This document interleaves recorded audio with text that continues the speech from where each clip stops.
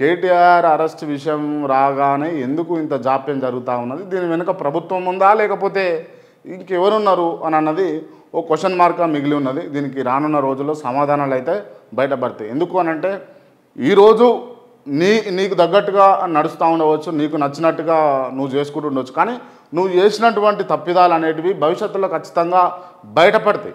అది ఎంత పెద్ద తీస్మాన్ కారైనా సరే ఖచ్చితంగా బయటపడతాయి. ఎందుకు అనంటే అది ప్రకృతి సహజం అన్నట్టు, అది సహజ సిద్ధంగా అట్లా బయటపడుతూనే ఉంటుంది. అనుకుంటారు కొంతమంది నిజంగా తప్పులు చేస్తూ నన్నోడు పట్టుకునేది నన్నోడు పట్టుకోలేడు అని అనుకుంటారు, కానీ అది అసలు కానే కాదు. ఇక తప్పు చేసినాం అన్నట్టు బయట పడవలసిందే.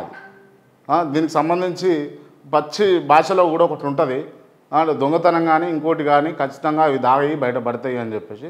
సో ఖచ్చితంగా దానికి అందరి రాజకీయ నాయకులకు అందరికీ కూడా అప్లికేబుల్గా ఉంటుంది. అండ్ పొలిటికల్ లీడర్స్ గురించి మాట్లాడుతూ ఉంటే స్వచ్ఛందంగా ఇవాళ ఈ ఇప్పుడు ఉన్నటువంటి సిచ్యువేషన్స్లో స్వచ్ఛమైనటువంటి పొలిటీషియన్స్ ఉన్నారని అయితే నేను అనుకోవట్లేదండి. ఎందుకు అనంటే ఎవరు కూడా వాళ్ళ లాభార్జన కోసమే పనిచేస్తూ ఉన్నారు. అధికంగా వాళ్ళు నియోజకవర్గంలో ఖర్చు పెట్టినటువంటి సొమ్మును మళ్ళీ ఎట్లా రాబట్టుకునేందుకు ప్రయత్నాలు చేస్తారు తప్పించి వాళ్ళు పెద్దగా చేస్తున్నట్టుగా అయితే నాకు అనిపిస్తలేదు. సో దాన్ని ఒకసారి మనం గమనించుకోవాల్సినటువంటి అంశం. ఎందుకు ఈ అంశం చెప్తున్నానంటే ఖచ్చితంగా తప్పనిసరిగా ఏంది అని అంటే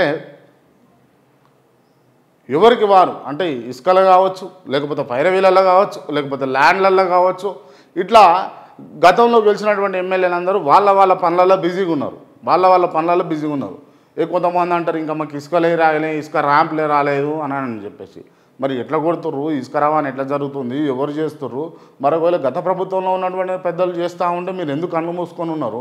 అరెస్టులు చేయాలి కదా, అన్యాయంగా అన్యక్రాంతంగా ఇసుకనంత తరలిస్తూ ఉంటే ఎవరెవరు ఒప్పందాలు చేసుకురు అని అన్నది తేలాల్సినటువంటి అంశం, రైట్?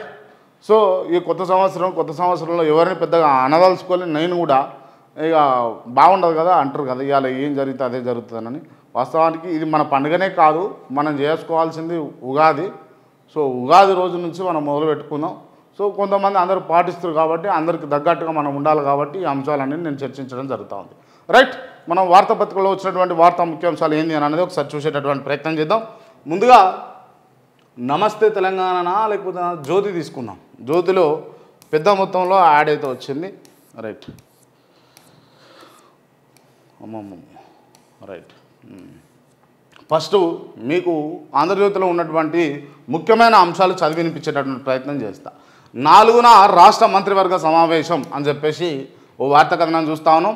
పీఎం కిసాన్ ఇక 10,000 రూపాయలట, ఏడాదికి ఇస్తున్నటువంటి 6,000 రూపాయలను పెంచినటువంటి కేంద్రం అని చెప్పేసి పీఎం కిసాన్ సంబంధించినటువంటి వార్త. ఇక పీఎం ప్లస్ సీఎం కిసాన్ అని బెటర్, అది ఏమున్నది దానికి? ఆంధ్రజ్యోతి అట్లా కూడా చేస్తుంది చేయమంటే. ఆ సినిమా సిటీకి 2,000 ఇవ్వండి అని చెప్పేసి 2,000 ఎకరాలు ఇవ్వండి అని చెప్పేసి అడుగుతూ ఉన్నారట. పారదర్శకతను ఆన్లైన్ టికెట్లు అమలు చేయాలి, అటవీ ప్రాంతాలలో షూటింగ్ ఛార్జీలు తగ్గించాలి, ఆఫీసులు బస్ స్టాండ్లలో గిన్ని డిమాండ్లట. వీళ్ళు మొన్న పోయి మాట్లాడినలో గిన్ని డిమాండ్లు. అరే రైతు కళ్ళముల్లా ఒడ్లేండ పోసుకొని కళ్ళాలు చక్కగా లేవు తెలంగాణలో. గతంలో కొన్ని కళ్ళాలు వచ్చినాయి, అవి ఎగుడు దిగుడు ఉన్నాయి, కళ్ళాలు చక్కగా లేవు. తూర్పాల బట్టనికి మిషన్లు లేవు. ఇప్పటికీ కూడా ఓ షాటలనో లేకపోతే ఓ జబ్బలనో ఒడ్లు ఎత్తుకొని ఇట్లా తూర్పాల పడతా ఉన్నారు. వీళ్ళకేమో 1,000 ఎకరాలు కావాలట, 2,000 ఎకరాలు వీళ్ళకి కావాలన్నట. వీళ్ళు ఏంది, వీళ్ళకి షూటింగ్ ఛార్జీలు తగ్గియాలన్నట. వీళ్ళు అడవి ప్రాంతాలలో చేసుకుంటే ఇంకేమేమో ఉన్నాయి. ఇక వీళ్ళు ఆఫీసులు బస్ స్టాండ్లలో షూటింగ్లకు అనుమతి ఇవ్వండి, జనజీవన సమంతని ఖరాబు చేయర్రు. ఇక ఆఫీసులల్లో బస్ స్టాండ్లల్లో వీళ్ళకి షూటింగ్లకు పర్మిషన్ కావాలట. 4 కోట్ల పెండింగ్ రాయితీని విడుదల చేయాలట. ఎఫ్డీసీకి ఫిలిం ఛాంబర్ ఆఫ్ కామర్స్ విజ్ఞప్తి అని చెప్పేసి ఓ వార్తా కథనం చూస్తూ ఉన్నాం. రాష్ట్ర ప్రభుత్వానికి నివేదిస్తున్నటువంటి ఎఫ్డీసీ అంటే ఫిలిం డెవలప్మెంట్ కార్పొరేషన్. ఇక ఆల్రెడీ ఏంది అని అంటే లోపల మాట్లాడుకుంటారు.